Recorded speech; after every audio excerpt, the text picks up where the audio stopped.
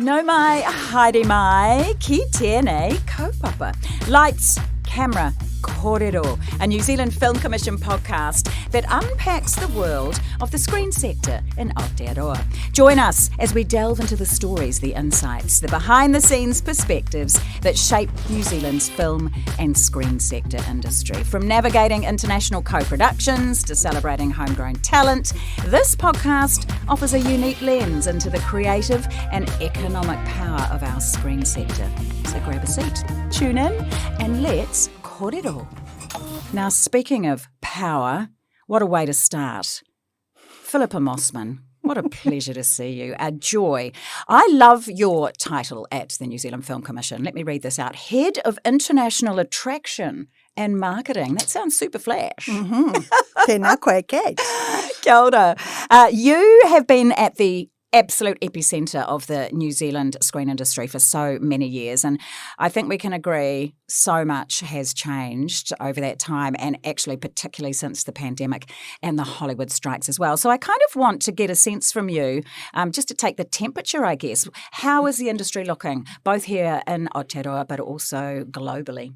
Lovely to be here, Kate. Thank you. Look, the industry here in Aotearoa is optimistic by nature and highly professional. So I think that, things are feeling pretty buoyant here around international productions coming to New Zealand. However, I think it's fair to say I would choose the words on edge. I think that the sector here is feeling on edge. It's been a very difficult few years. Sure, you mentioned the pandemic. Actually, that brought a lot of work to our shores. There was plenty going on here then. But the Hollywood strikes, which only ended in November last year, so a year ago, had a big impact. There was a big drought here. And since then, what's been happening globally is that there's been a really significant, notable, well-documented contraction of production, by which I mean there are fewer productions being made, and we still have all the streaming brands and the requirements of cinema. So these companies still want new films and new television series, but they need fewer of them in order to meet their strategies, and that is having an impact globally. So yes, I would say temperature check, buoyant, professional, but a little on edge. And that reflects itself out in the global market when you're out and about. The economies of the entire screen industry across the world reflect that post the strikes? Absolutely. We are not alone in this. Yeah, I get that. Now, you've recently, literally in the last 48 hours, returned from a trip to LA. Now, you took a group of New Zealand producers across and they came from our production and post-production sector. Why was this visit such a critical one? And can you talk us through who went, for example, and what you did, yeah. So the group that came was a group of New Zealand vendors who are in the business of servicing the international productions that come here. So there weren't New Zealand producers per se, although there were some line producers, so the people who helped deliver the productions. But the group that went were companies that work in New Zealand and that service international productions that came here. Gotcha. So we had a group of about 30. They included stage facility owners, VFX companies, post-production companies. I mentioned line producers. We had a couple of regional film officers join us. A representative from Air New Zealand came along. So these were predominantly business people seeking to drive business into New Zealand from the LA market, which is where 90% of our international production business comes from, more than 90%. That's a big chunk. How did you select, how was that process? How did people know that the trip was on and how did they get to go? The New Zealand Film Commission is very, embedded in the sector here. So we just through our usual communication channels let people know that the trip was happening. It's the second one we did. The last one we did in 2018. We intended to go a couple of years later, but because of the pandemic, that didn't happen. So this is the second one we've done. So we just went out and let the community know what the trip was about, what the kaupapa was, what the objectives were, and people self-selected. And joined up for the trip, which ran for 5 days, four or five days, the fifth day being a day of meetings.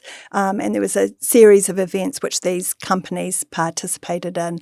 And the purpose really for them was to connect them more closely with individuals and companies who are making decisions about where in the world to bring their productions. And who paid for the trip? The vendors, the New Zealand companies, paid for their airfares and accommodation, and the events were paid for by the Film Commission through our contract with MB. Nice. Now, you've done the trip before. It must have been a success to want to do it again. What is the driving force? What is the ultimate goal?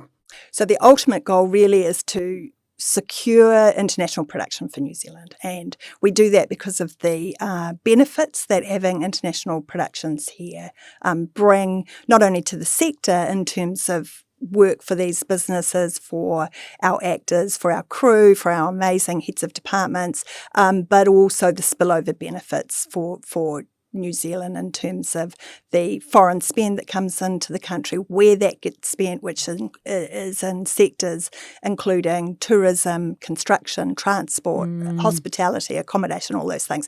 So the purpose of the visit was to remind the decision makers in LA, which we need to do continuously, remind them about the benefits and the advantages of choosing New Zealand. They have so many options of where they could place their productions.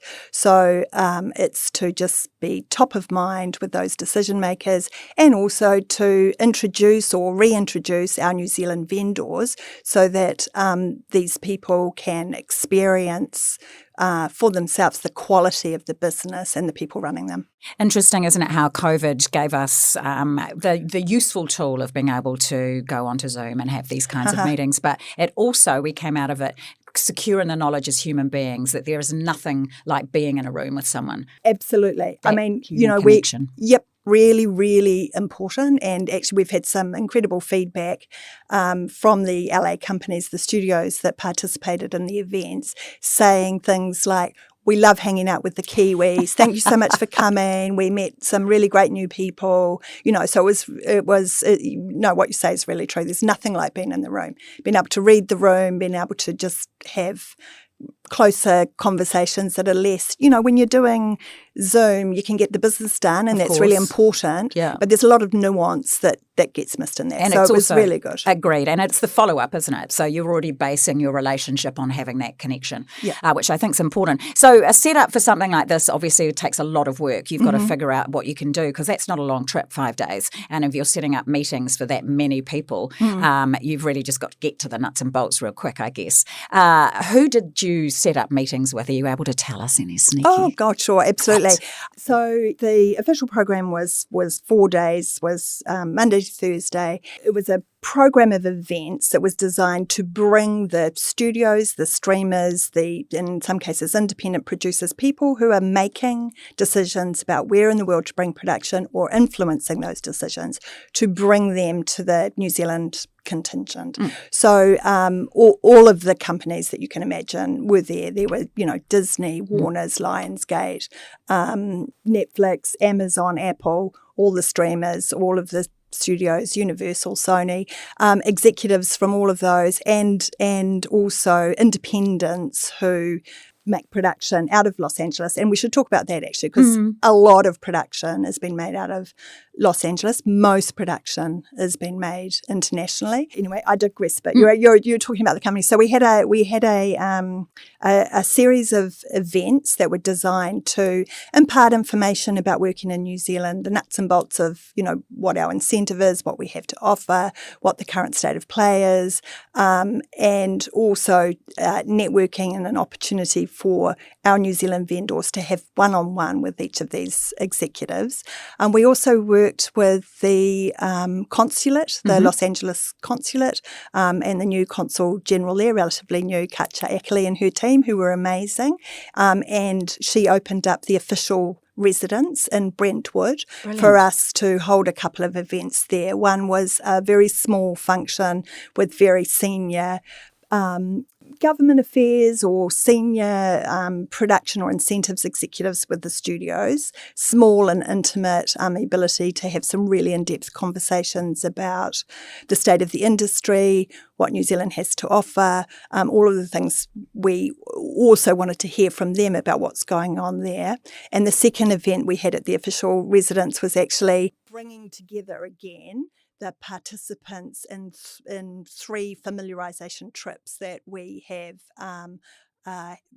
had in New Zealand in recent years. And so we brought that group together, and actually I remember you being involved in a presentation we did to one of these fam tours, they call them in the US. We call them a famil, so there's lots of little linguistic differences that we enjoy navigating with each other. But so the second event was an informal dinner, bringing those executives together again. They love seeing each other actually, as well as reconnecting with the New Zealand Film Commission and the messages that we have about working in New Zealand. Having a consul over there that is focused on this sector must be a real help, a real boost, a gift. It's wonderful. Yeah. Look, we're really excited about where that collaboration is going to go with the consulate there. They are right in the heart of the entertainment city, which is, our fishing ground, if you like. And they, and Kutch is really working hard to understand the drivers of the sector. So we're really excited to have that close working relationship with the consulate. Forgive me, I should know this. Does the Film Commission, or have they ever had a small office or anything up in, it is the epicentre of production. I think Screen Australia maybe has a person up there. Is that something we've ever done or would consider doing? Look, presence in the market is really important. We talked a little bit about, the value and the impact of actually being there. So, and currently we do that by a number of visits into Los Angeles every year. It is very important to have presence in the market and to be able to respond quickly to things that are happening on the ground in order to put the New Zealand message in front of it. You mentioned Screen Australia. Actually, they have a separate organisation called Ozfilm, who has, I think, 4 or 5 staff in the market, and actually all of our main competitor countries, because it is extremely competitive. They do tend to have offices in Los Angeles. What we do with our budget is to make sure that we're in the market frequently. Yeah, I guess that must work. In fact, you've segued perfectly into my next question. I want to get a sense of who, you said that over 90% of the business coming out of LA, is that right? I think I've underestimated it there. I don't actually have the exact number, but still it a huge number. Yeah, more than 90%. Who are we competing with across the world? Because I feel like that shifts and changes. Currently, who are our biggest competitors as we fight for this dollar? Yeah, look, the competition is really heating up, and it has heated up, probably since the pandemic, I think. And the way that is characterised, the way we can see that is that increasingly new countries are coming online with incentive programs, for one thing. Now, the decisions about where these gargantuan productions in many instances go are not based only on incentives. There are other factors which it'd be great to talk about. But the fact of the matter is that the bottom line around where it makes economic sense for these productions to place themselves will determine where they bring all their incredible benefits. So to your question about competitors, well, there are over 100 countries or jurisdictions that offer incentives, and I say jurisdictions because some countries, such as the United States, for example, have different incentive programs, across the country. So there'd be over 100 incentive programs. Our keen competitors would be the UK. I'd put it at the top of the list. Everybody wants to go there. The message that's been sent through their regulatory environment, the incentives program, is that the UK is so thoroughly open for business, for this international business, and the settings that they offer are, incomparable, really. Also, the stars, the directors, they love going to London. They love going to the UK. So I would put that close to the top. It's different for different productions, in terms of what our greatest competitor is. However, the UK, Canada would be the next that comes to mind. And the reason for that is always incentives, but also proximity to Los Angeles. And that's important because, actors like the opportunity to be able to get home for the weekend, for example, and continue their lives and take their kids to sports and, have a life. And the studios and streamers are negotiating with the stars about where they will be prepared to go in the world. And it's a different thing if you're going somewhere to, as a cast member in a feature film that might take you away for, a couple of months perhaps, compared to a long-running series, which brings great benefit to an economy, but for the stars, that means they're also committing to themselves or their families being away for a long time. Anyway, 100%. I'm very digressive, you can see that. Anyway, so Canada, we talked about the UK, we've talked about Canada. What about those dodgy geezers across the Tassie? Yeah, well, I was kind of, trying, I was getting to them eventually. Our cousins. Yep, absolutely. They are a keen competitor for us. If a production is considering coming to the Southern Hemisphere, then it's Australia and New Zealand. The incentives that Australia offer are very eye-catching, shall we say, headline grabbing.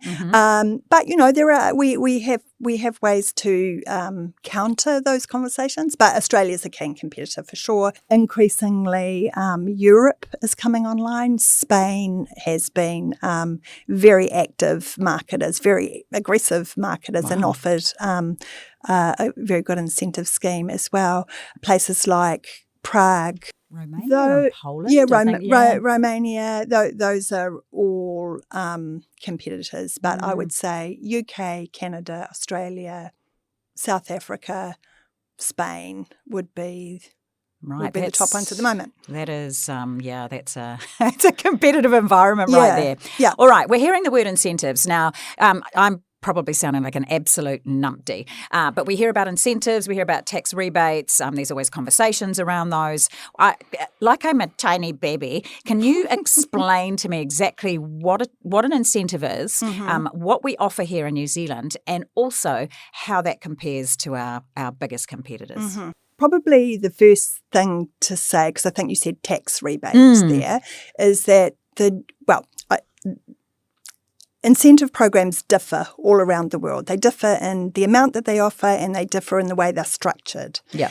And, different components in their criteria. So the New Zealand program is a cash rebate program. It is not a tax credit or a tax incentive. A cash rebate program. Yeah, it's a cash rebate as opposed to something that's connected with tax. So what that means in New Zealand is that an international production, a studio has to come here and spend their money, and we're talking about, hundreds of millions of dollars potentially. They have to spend their money first, and then the government provides a rebate on that. And the amount is 20% of their qualifying expenditure in New Zealand is rebated once they've, submitted the evidence at the end of the production of what they've spent and where they've spent it. So that's how we're set up here. In other countries, it is connected with tax, or there are different ways that it works. So the fact that ours is a simple cash rebate system is a competitive advantage for us. Yep. So how it works here is it's a 20% cash rebate on your qualifying expenditure, and your qualifying expenditure will include things like the people you hire, the studios you lease, what you spend on rental cars, all of these things. You'll get 20% rebated, and potentially a 5% uplift. It's called 5% uplift or a 5% bump if you agree as the production to do additional things for New Zealand. And there's a test that you work your way through to determine what they are. And they may benefit the tourism sector. They may be about the specifics of how many New Zealanders you hire, shooting in the regions, innovation you bring, new business, not directly connected with the production, your commitments to sustainability. We do have mandatory requirements around sustainability, but all of that sort of thing could get you in the realm of 25%. Now, just by a direct comparison, Australia has a confirmed 30% as a federal incentive, and then each state offers a bump from that. So you can see right there on the raw numbers where we are offering less. However, there are many other things that we talk about beside the incentive to make sure we stay in the room and stay in that conversation, which is our goal always, and was our goal with the trip that we took up to Los Angeles recently, was to stay in the conversation about where these productions go. How much money does it bring in to the New Zealand economy, the screen industry? Well, over $1 billion a year, 1.3 more, a little bit less in a year, and that's live action and VFX production. So in that realm, and of course it brings that money not just into the screen sector. It brings that money into the economy generally.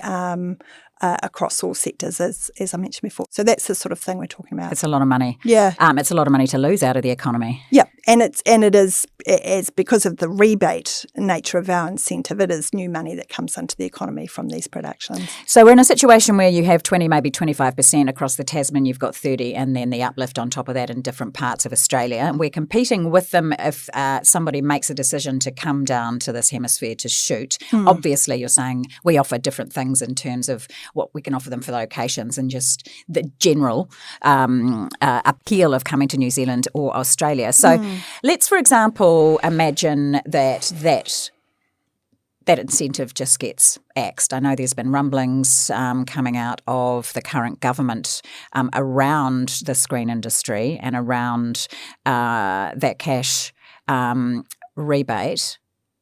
What if it disappeared entirely? If the New Zealand Screen Production Rebate International, which is the name of the program, were to disappear entirely, the international productions coming into New Zealand would disappear pretty much entirely, basically. There might be the very odd occasion where there was some very particular location, which is the least of the drivers, that would cause a little bit of work to happen here, and potentially the more weightless side of the sector, which is a really important part of what we do. So VFX and post-production would be impacted less. However, again, we've got that situation with the incentive needing to be competitive, and that is an area of the sector where our companies are having to work very, very hard to counteract competitive incentives in other places. So just to speak super plainly, without the incentive, there would be no international production in New Zealand. So the businesses that thrive as a result of having international production, the careers that develop, the pathway for creative New Zealanders, all of that those people would need to go offshore in order to find those careers. I mean, it is that simple. And yeah, that's just how it is. That sounds shocking. Well, yeah, I guess. And actually, sometimes when we're in Los Angeles in these meetings, people will sort of talk about, oh gosh, how would it be if we could just wave a wand and there were no incentives in the world? What would actually drive productions where then? And that's quite a fun conversation, because everybody absolutely knows that because these decisions are made on economic bottom lines, that the incentives component component only of what New Zealand offers is really critical. So we all know that. And we, as I mentioned before, there are over 100 places that are offering these programs. But what happens if by some magic spicy thing they all went away?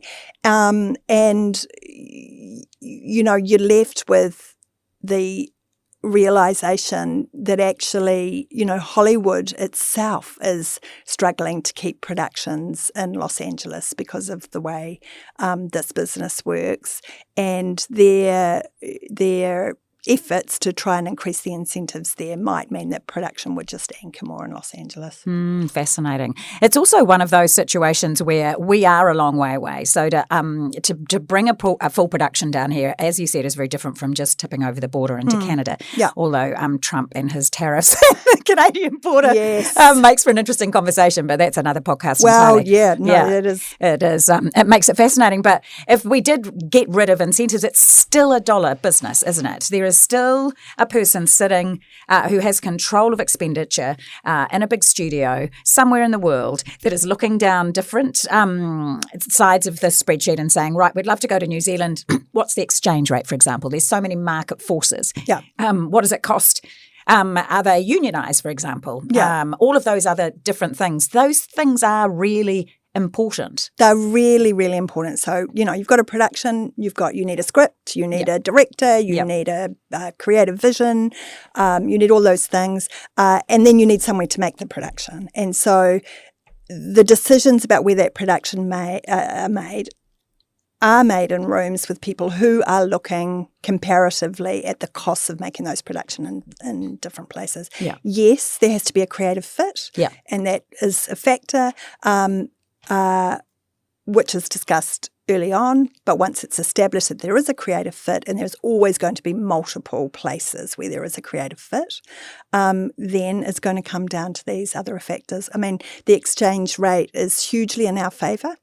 However, it's also hugely in the favour of all our competitors. I think at the moment it's a dollar, American dollar will buy you $1.71 New Zealand, which is painful for us when we're needing to go to LA and do business. Correct.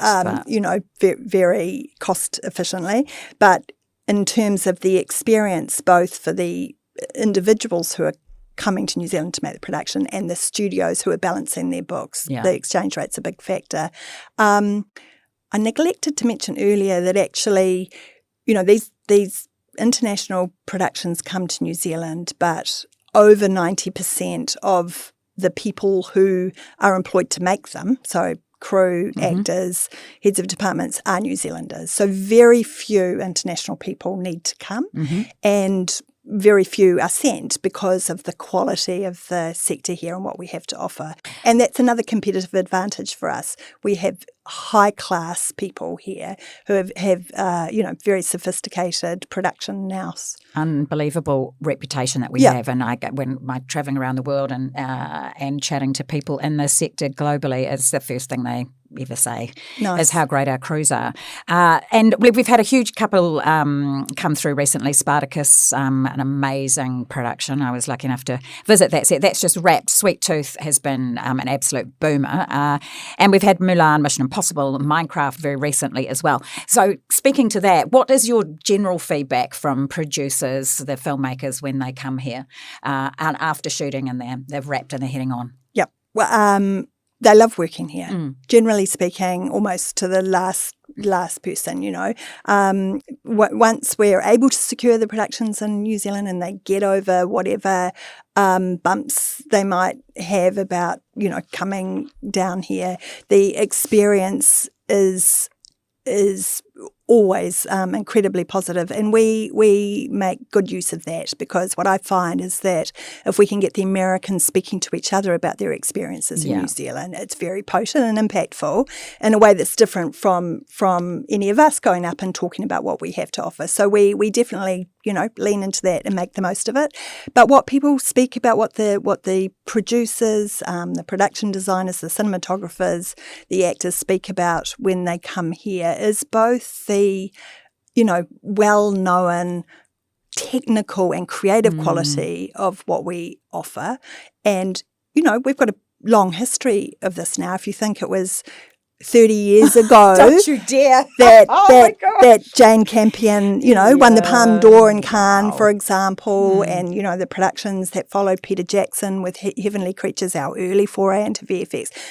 We're going back a while now. Now, we've built a very professional and, globally impressive industry. So people speak about that, how technically and creatively wonderful it is to be here. But what they speak about a lot is the tone of the workforce here and the creative commitment to productions that they experience from working here. The lifestyle elements come into it as well. But what people talk about a lot is the can-do nature and the warm, welcoming tone of the people that they meet in the industry here. And I hope that never changes. I can't see it changing. I see it everywhere when I visit those sets and the people that I speak with as well, and the cultural significance which just wraps its arms around the production and almost in every part of it and in every department and sector, I think is a huge takeaway for so many internationals, given the how things can work. It's a subtle but powerful thing really that powerful. we offer, and I quite often have conversations with producers coming in, and they're talking about the personal or almost spiritual maybe growth or just shift, actually, is the word I want. It's a hard environment that they come from, and the shift that people experience working with our professional teams and companies here is something that is often the topic of a conversation. And People they're a long way from home and often without their family, their whānau. So it's to have that kind of sense of connection. And I think too with our locations and our genuine connection to our whenua, I think is I get that sense that's really important. You listen to Ava DuVernay and also Oprah with Wrinkle in Time. I mean, and what they were saying and doing this, that in some instances it fundamentally shifted them. I love that. I love that example. I actually did the Scout with Ava when she first came out, so I was there when she experienced it when she first met New Zealand. Yeah, it was incredible. Walking across the land and her the feelings that she had, it was pretty special. It was very exciting to have her work. And actually, that's a really neat example. So Wrinkle in Time, oh my gosh, when was that? It's like, I'm going to say 2014 maybe. I will say that, Something like that, 15 maybe. So that was a Disney production. It was actually only partially shot in New Zealand.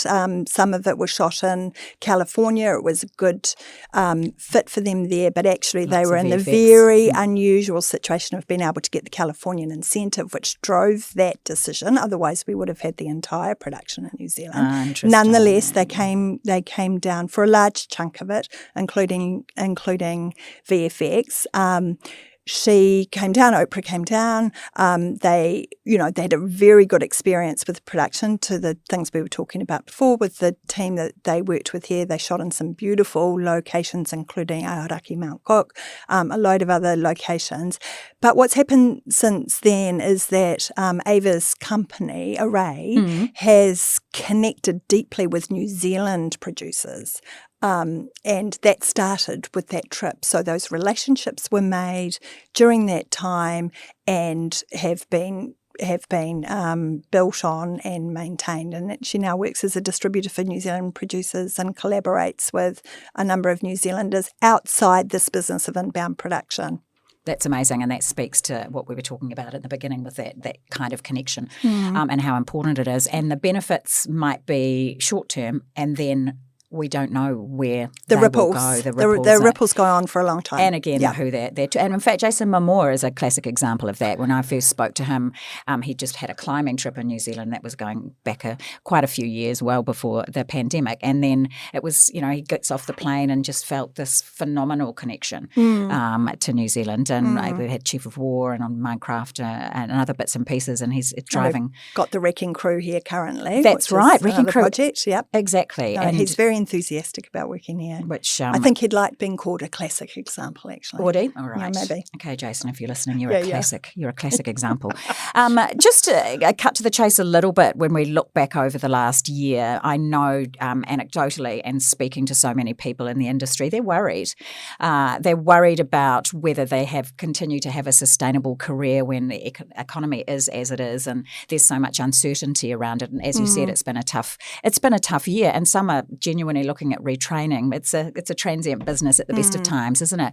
What can you speak to that, and whether you've got any reassurances around it, or what insight that you have, especially off the back of the meeting you've just had up in LA? Yeah. Well, look, it was a very difficult and worrying time during the strikes, where essentially no international production was able to come in, pretty much. A lot of people were out of work. That was worrying for crews across the board. It was also worrying for all our businesses, our stage facility owners, which are private owners who have invested very, very heavily in the industry and making the industry viable as an offering for international production. So it's deeply concerning. We feel like the industry seems to feel at the moment much more optimistic.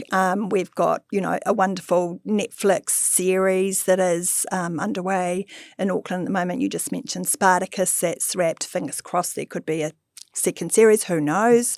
Time will tell. There's another large feature that is very close to making a commitment. We can see others on the horizon. So, provided we can continue to work cohesively as a sector and continue to offer something that's competitive in this global environment, then I hope people will feel less worried because the international productions are still choosing New Zealand. We just have to work very hard to make sure they continue to do so. So I have magically appeared Nicola Willis. She's sitting right here. There she is. Off the back. Nicola. Nicola. You are speaking on behalf of those people in the industry, as you just did. This is a concern. What have you got to say to her? Thank you, Nicola, for your commitment to the New Zealand Screen Production rebate. It absolutely underpins the successes that this sector brings for the country. The 1.3 billion plus new money that comes into the economy from the sector. We thank you for your commitment to the rebate and continuing to speak internationally about that, because our clients, if you like, the studios and the streamers, they hear those messages from politicians that there is certainty around the incentive and the rebate.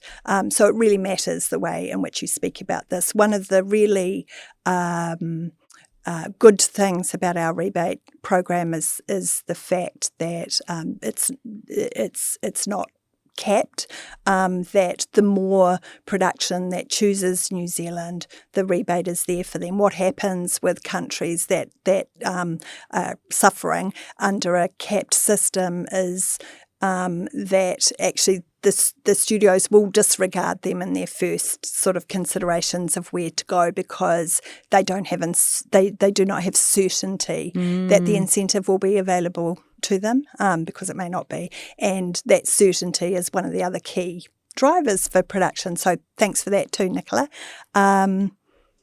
Great suit. Great suit. Yeah. So well dressed. Nicola, you're a star. Thank you. You are. Your right of reply is so welcome. This is a really big issue facing the New Zealand screen industry. I'd like to get just kind of we could just literally talk all day, honestly, Philippa. We're just coming back to the beginning of chatting about this trip, and we talk about the short-term and the long-term benefits. When will we start to see? You've already been there and seen these meetings taking place. And you have the feedback perhaps that you had from those that you took up. Would you do it again? Just to encapsulate the trip. Well, look, we had great feedback across the board. The New Zealand vendors that came have, all provided their feedback about the trip for them. They spoke about the success of the connections they made, the new connections, so building those business relationships, driving the discussions about what they offer. So from their perspective, I think we opened doors that they were able to step through. Now, a lot of these companies know that they need to maintain their own relationships in Los Angeles, and they do it incredibly well. But working together with the Film Commission is what makes us strong as a sector. So yeah, great feedback from there, and really lovely feedback from the production clients, from the studios. So yes, certainly we would do it again with the objective of keeping New Zealand top of mind for these decision makers and driving decisions to choose New Zealand as a place to make production, post-production and VFX as well. And the other thing is, it's not just meetings. Yes, there are meetings and you have a very intense schedule of meetings. Oh, yeah. But it's the impact of those conversations. And people, particularly when you're coming from, New Zealand, a long way away, you go absolutely focused on having an impact and getting outcomes. So we absolutely have to be visible in the market. We can do all the Zoom, we can do all the email, we do all of those things, and we'll continue to do all those things. But actually going as a group into the market and saying, New Zealand takes this business seriously. We want it, we value it, we have a lot to offer, really moves the dial. As well, it's an ability to open doors for other flourishing filmmakers.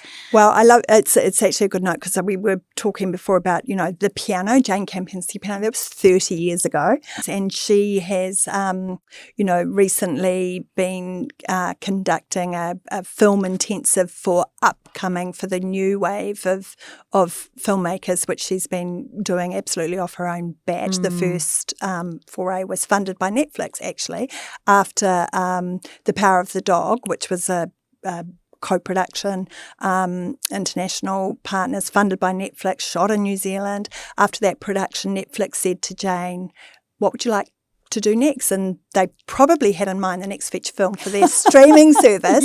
But she said, I would like to do a film school in New Zealand, which is what she's now in the second iteration of. And that new generation coming up is super exciting. What a wonderful way to finish. Like I say, this could be a 3-hour-long podcast and I'd be happy as a clam. Philippa, you've been so candid. You've given us such an insight, and it's just been an absolute pleasure. So thank you for joining us, and thanks to all our fabulous listeners and our watchers for our very first Fantastic Lights Camera Kōrero with the New Zealand Film Commission. Thanks for listening.